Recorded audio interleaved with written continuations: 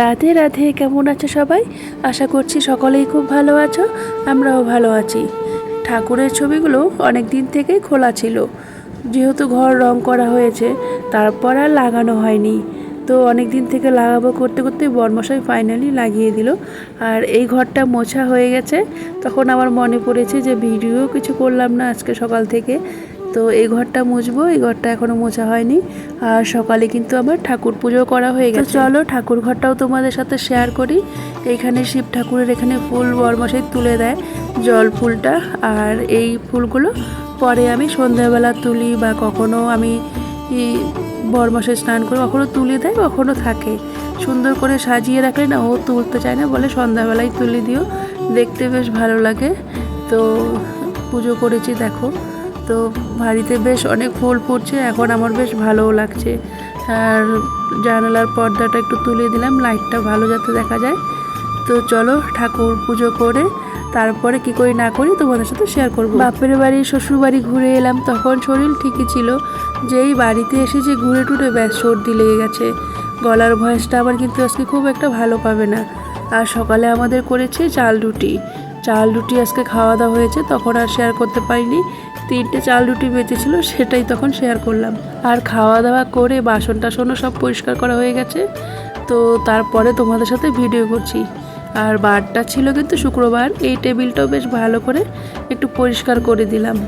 অনেক দিন থেকে একটু অগোছালো হয়েছিল, বাড়িঘর এমনিতেই আমার অগোছালোই আছে, ছোট বাচ্চা থাকলে আরও বেশি হয়। ছেলে কিছু দিয়ে খেলবে, ব্যাস ওভাবেই ফেলে রাখবে। গোছানোর কথা বলতে হবে, তারপরে গুছিয়ে রাখে। আর এই দিকে এই বড় কচু গাছগুলো সাইডে একটা ছোট কচু গাছ বেরিয়েছিল, তো বরমশাই সেটাই আলাদা করে লাগিয়ে দিল। এই কচু গাছগুলো দেখে না আর মানে দুটো লোক কী খাবো না খাবো বুঝতে পারি না। আর আমাদের এইদিকে বাঙালি কমই আছে, তো বাঙালিরা ছাড়া এগুলো সবাই কিন্তু করতে পারে না। আমার মনে হয় বাটা টাটা বেশ বাঙালিরাই বেশি এই জিনিসগুলো কিন্তু খায়। তো বাকি আর কাকে দিব না দিব, খাবে কি না সেই ভেবে আর কাউকেই দেওয়া হয় না। তো দেখি আস্তে আস্তে করে একটা দুটো করে সবাইকে দিতে হবে। তারপরে চলে এলাম বাইরে, এই যে কাপড় টাপড় সব বাইরে মেলা আছে। মানে কাপড় এগুলো হচ্ছে আগের দিনের কাপড়গুলো শুকায়নি, সেগুলো বাইরে মেলে রেখেছি। আর হাওয়া দেখছো কি সুন্দর, কাপড়গুলো দেখে বোঝাচ্ছে বাইরে বেশ হাওয়া দিচ্ছে, কিন্তু আকাশটাও একদম কালো হয়ে আছে। তো একটু ঠান্ডা ওয়েদারটা বেশ ভালোই লাগে, খারাপ লাগে না।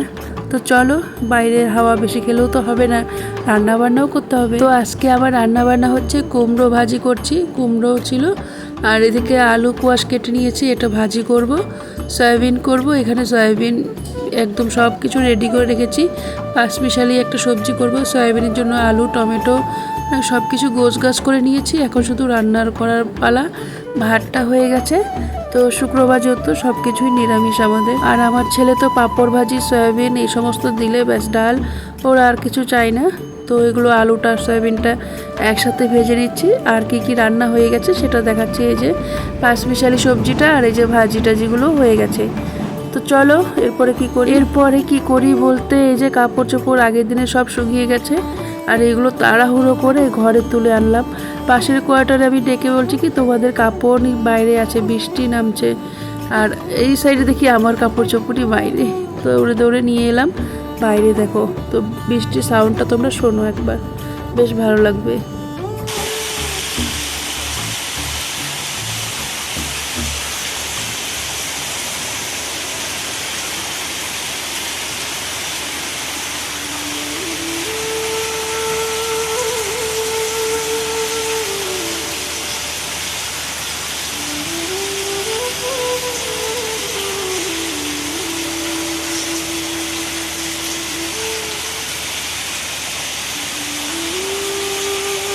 তো সকালে যে কাপড়গুলো দেখালাম সেগুলো ছিল আগের দিনে, সেগুলো তুলে দিয়েছি। আর এই যে বাইরে আজকে কাপড়গুলো দেখতে পেলে, এখন এইগুলো কিন্তু আজকে ধুয়ে দিয়েছি, যেই কারণে বাইরেই আছে।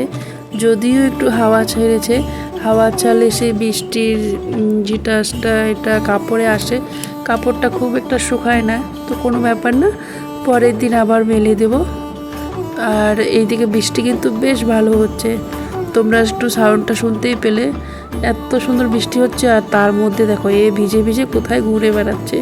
এটা হয়তো আমাদের গাড়ির যে গাড়িটা থাকে সেটা নিচেই ছিল, আমি দেখতে পাইনি, আমি হয়তো বাইরে আসাতেও আবার ভয়ে চলে গেল। তো যাই হোক, বৃষ্টি টিষ্টির ওয়েদারে তো দেখতে বেশ ভালোই লাগে, মেঘলা ওয়েদার বা বৃষ্টি ওয়েদার। তো চলো, বৃষ্টি দেখে টেকে চলে এলাম একদম সন্ধেবেলা। দুপুরে খাওয়া দাওয়া শেয়ার করিনি, সন্ধেবাতি দেওয়া হয়ে গেছে। আর ছেলে এদিকে প্রণাম করছে, ঠাকুর প্রণাম করছে। একটু ঘুমিয়েছিলাম, যেহেতু মেঘলা ওয়েদার, বৃষ্টি ওয়েদার, দেখবি এরকম ওয়েদার থাকলে ঘুমোতে বেশ ভালো লাগে। আর বাইরেও প্রদীপ দিয়ে দিয়েছি, কাপড় চোপড় এখনও বাইরে আছে, এগুলো এখন ভিতরে রাখবো। শুকায়নি, ভেজাই আছে, যদিও জানি যে শুকাবে না। তো এগুলো ভেতরে রাখবো, পরের দিন মেলে দেবো। আর ছেলে শুধু ওর সাথে ব্যাট বল খেলো। সেই কারণে আমি কি করেছি, বলটা এভাবে বেঁধে দিয়েছি যে ওকে বল মারার আর লোক লাগবে না, তুই এখন কত ব্যাট মারবি, মানে ব্যাট বল খেলবি, খেল। তো এটা প্লাস্টিকে দিয়ে বেঁধে দিয়েছি, এটা ওর পিসি দিয়েছে। তো বলটা এনে বেশ, জানি না তোমরা বলো বুদ্ধিটা কেমন হয়েছে।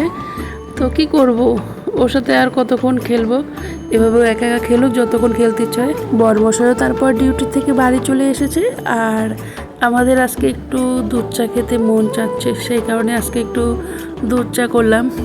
আর এই চা পাতাটা কিন্তু আমার বর যে ফ্যাক্টরিতে কাজ করে, সেই ফ্যাক্টরির চা পাতা।